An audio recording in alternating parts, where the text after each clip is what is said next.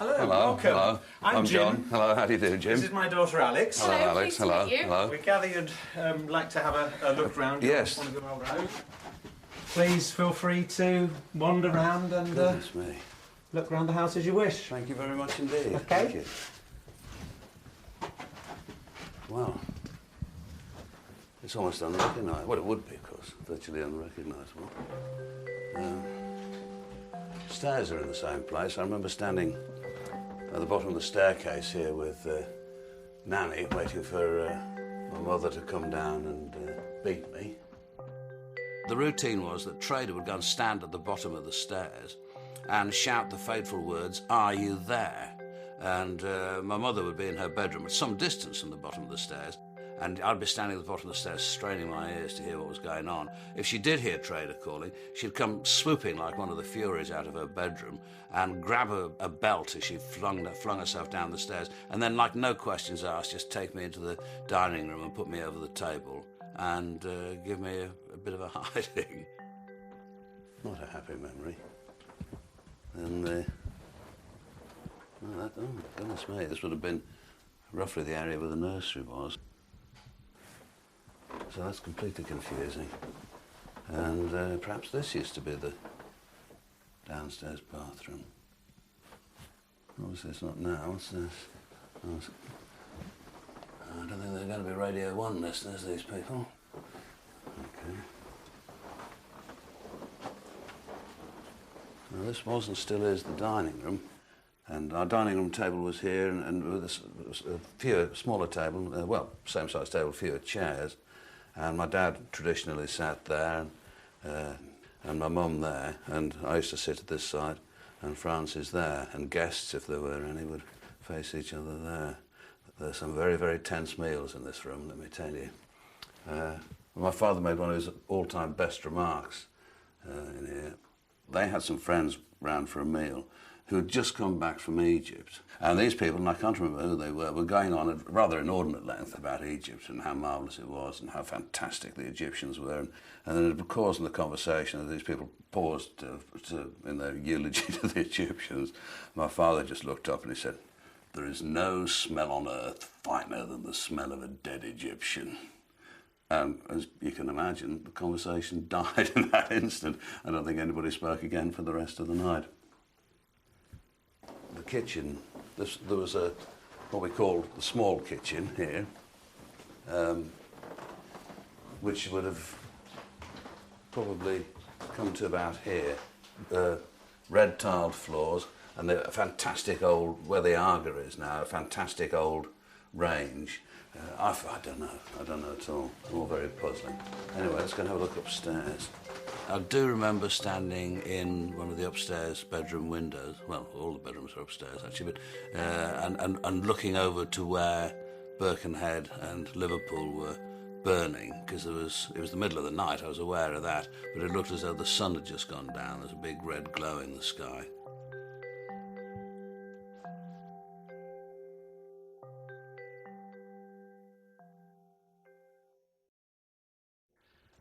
I was fearful that I was going to get amazingly upset and weep and so on. But it is just a different place. It's not...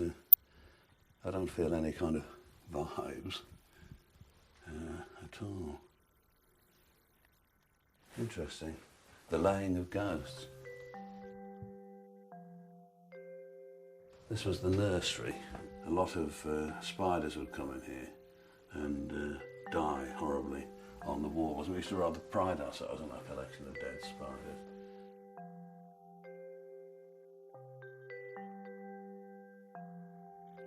I've done a lot with it. I've done a lot with it.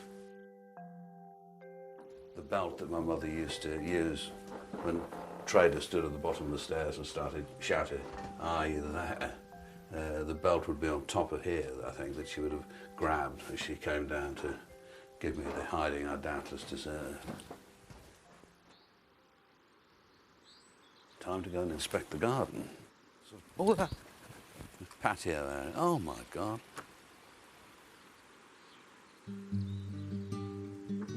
It's so much smaller than I remember. It seemed to be kind of endless when I was a kid, you know, and You think it's like a day's work to walk from one end to the other. Now, quite clearly, you could throw a cricket ball from one end to the other.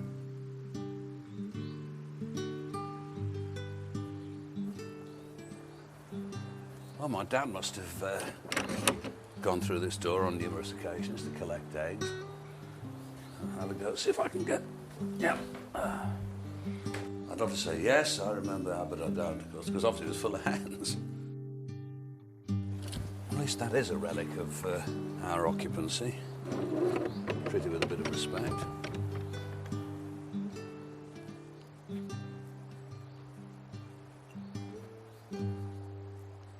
That could be the tree that I used to climb and sit in and read books, but I'm not sure that it is. I thought it was further into the garden and that, so I'm probably making that up.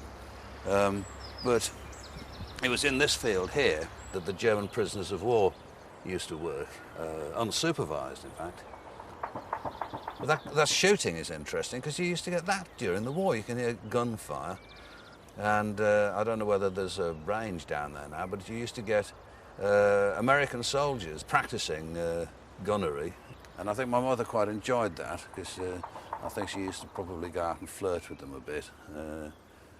Occasionally, did occasionally have American military personnel in the house. I'm sure just visiting for a cup of tea or something.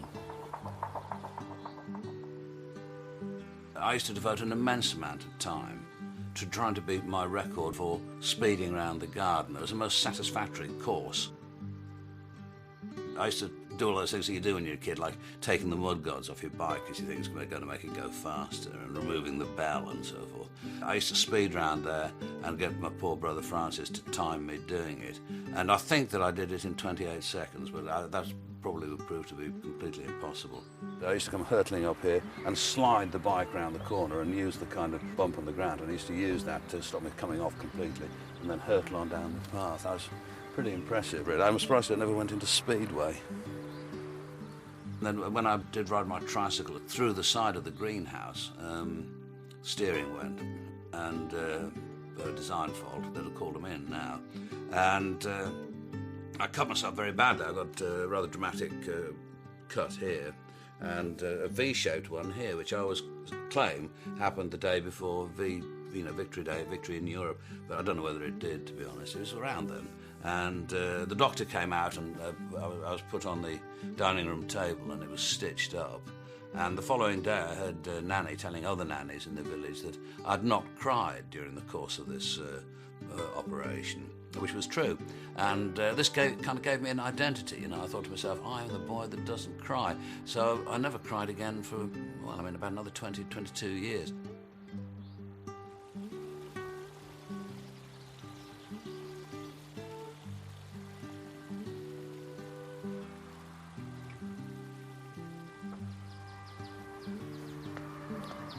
See, and looking at this, looking at this again,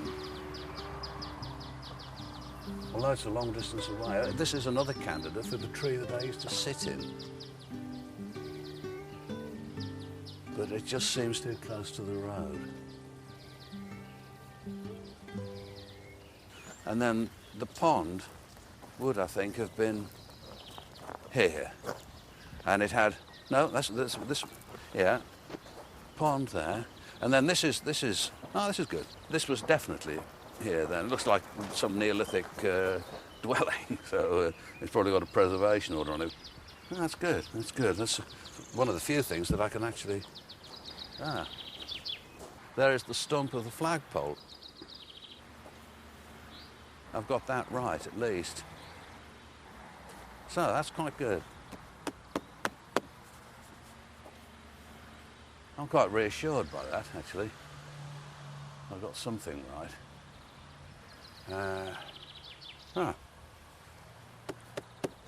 For the first time I felt quite moved, because we used to... That was the one that I claimed, anyway, that we used to... where we used to fly the Union Jack throughout the war, although the photographs prove that I'm lying. And so that would mean that I used to have, because we lived such, I shouldn't tell you this really, but we used to live such solitary lives. We had, like kids still do, you know, had a load of imaginary friends. And my imaginary friend was a young woman called Boo Boo, who lived in a bush, probably on the site of this bush here. So this would have been Boo Boo's home under here somewhere. Anyway. Oh, quite tearful. Amazing that the only thing that's upset me so far has been the stump of a flagpole. Our days would be described by today's young people as fantastically dull. You just spend most of the time pottering around the garden, devising your own little fantasy world, as I think it's probably quite good for people to do. You used to spend a lot of time sitting in a tree, which we used to call the horse and cart tree, which overlooked the adjoining lane. Old Mr. Berrens used to come down, presumably to catch the bus, which stopped outside our house, and would give us apples and sweets and things in a way which we've very much disapproved of now.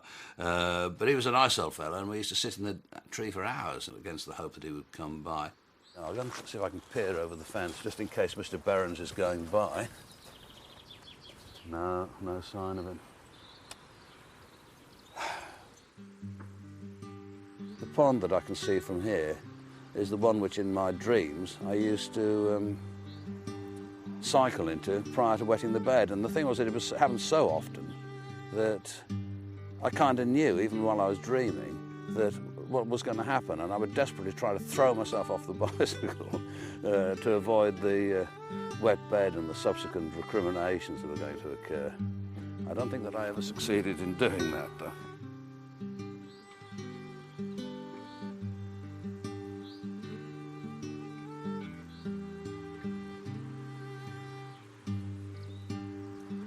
I suppose it's had a sort of positive effect in a funny way, because I've had to think more deeply about being here than I perhaps have done before, and I realised it wasn't so bad after all. Yeah. And that's the tree that I used to climb. To read your books? Yeah. Going home to the place you remember. Going back home. This was my favourite corner, because I used to come in here and slide the ball. To a childhood scene, holding memories. Going home. We hardly ever came into this part of the garden at all. I mean, I feel a bit guilty about coming up here now. If my mum could see me, she'd be livid. What are you doing up there?